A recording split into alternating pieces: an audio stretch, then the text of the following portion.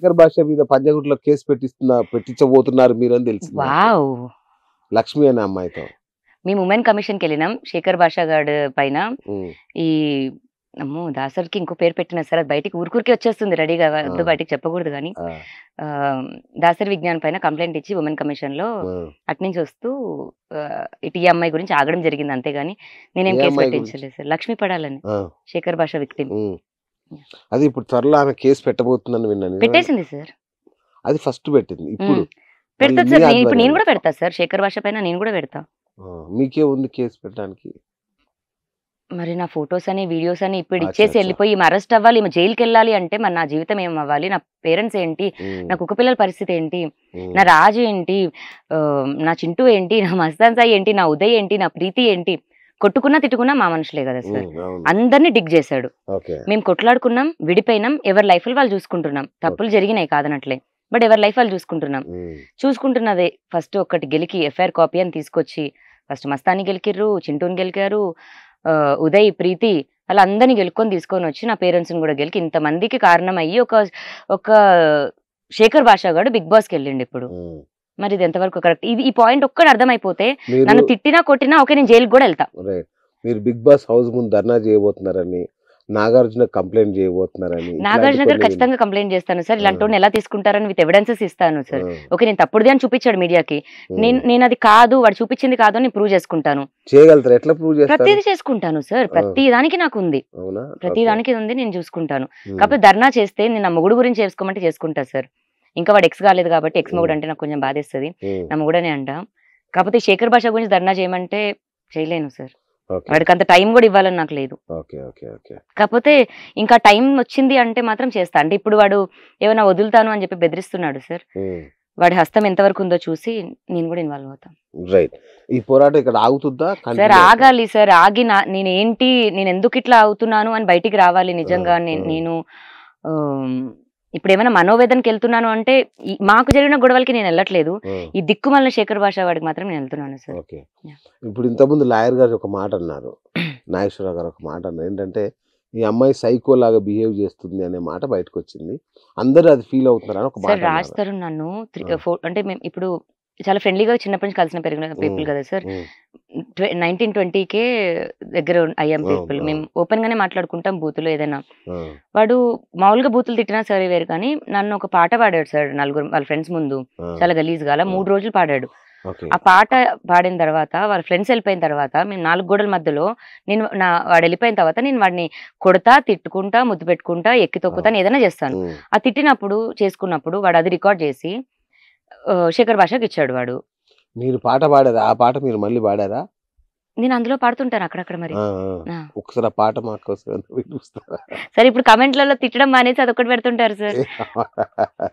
అది యూట్యూబ్ లో కూడా ఉంది సార్, బూత్ సాంగ్ అది. ఎంతమంది ముందుకొచ్చి అందాలు చల్లుతున్నా ఈ గుండెకి ఏమవ్వాలి, అదే బూత్ సాంగ్ సార్, అది చాలా గలీజ్. A+++++. అవునా?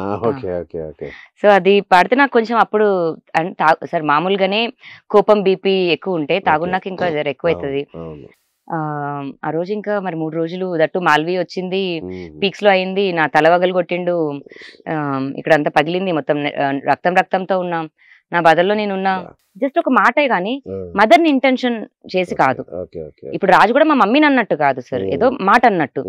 వాడు నేను దానికి కౌంటర్ ఇచ్చిన దానికి శేఖర్ భాష 10 సార్లు విత్ బీప్ వినిపించాడు అన్ని ఛానల్స్ లో. ఫస్ట్ 10 రోజులు, తర్వాత బీప్ తీసేసి వితౌట్ బీప్ వినిపించాడు.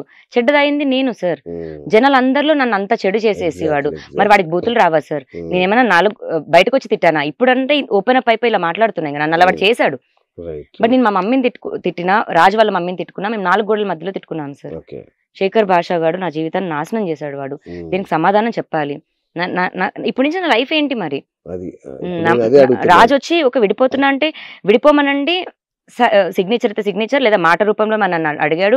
మరి 3 ముళ్ళు వేసాడు, ఆ 3 ముళ్ళు ఆహ్వానం సినిమాలో లాగా వెనక్కి తీసేయమనండి, వెళ్ళిపోమనండి. వెళ్ళిపోయిన తర్వాత మళ్ళీ నేను సైకో కాదు, మళ్ళీ ఏంట్లా రాస్తారు నన్ను అడిగితే వాడిని చెప్పు తీసుకొట్టమనండి. నాకు చెప్పకుండా వెళ్ళిపోయినోడిని మరి పట్టుకోవడానికి నేను వెళ్ళొద్దా? దానికి వెళ్ళాను కానీ నేను సైకోని కాదు సార్. నాకు సమాధానం చెప్పాలి అతను. నా 10 ఏళ్ల జీవితం ఉంది. ఈ శేఖర్ భాషా గారు ఎవడు మరి ఏమో, నా 10 కుక్కలు తీసుకొని వాళ్ళ అపార్ట్మెంట్కి వెళ్ళిపోతా. మరి చిన్నది ప్లేస్ సరిపోదు. మన ఇల్లు ఖాళీ చేపిస్తాను, ఎక్కడికి వెళ్ళాలి సార్? ఎట్లా బతకాలి? ఇప్పుడు అది ఆ ఇల్లు మీ పేరు మీద రాసేస్తే ఓకేనా? నాకు కేసు వద్దు సార్ క్లోజ్ ఇల్లు, నేనే అయిపోద్దా? ఇచ్చేస్తా. అది 10 కోట్లు కానివ్వండి, ఏదన్నా ఉమ్, కానివ్వండి. నాకు అతను వచ్చి సమాధానం రాస్తారని పారిపోయిండు సార్. ఓకే. కూర్చొని ఇట్లనే మాట్లాడమనండి, ఉమ్, కూర్చోమనండి, మాట్లాడమనండి. ఆ ఇల్లు నేనే ఇచ్చేస్తా. తీసుకోరా ఓకే. స్వామి అని తాళంచెలు ఇచ్చేసి ఉమ్, వెళ్ళిపోతాం. ఓకే. కాకపోతే నాకు సమాధానం చెప్పాలి. గుడ్ వేలో ప్రతి ప్రాబ్లమ్‌ని మాట్లాడేసి వెళ్ళిపోమనండి చాలు. ఓకే. నాకు ఇంకేం మీరు ఏం కోరుకుంటున్నారు? ఫైనాన్షియల్ ఏమన్నా బెనిఫిట్ కోరుకుంటున్నారా? వద్దు సార్ నాకేం. రాజు తిరిగి రాడు అనుకుందాం. ఇక రాడు, లైఫ్ లోకి రాడు.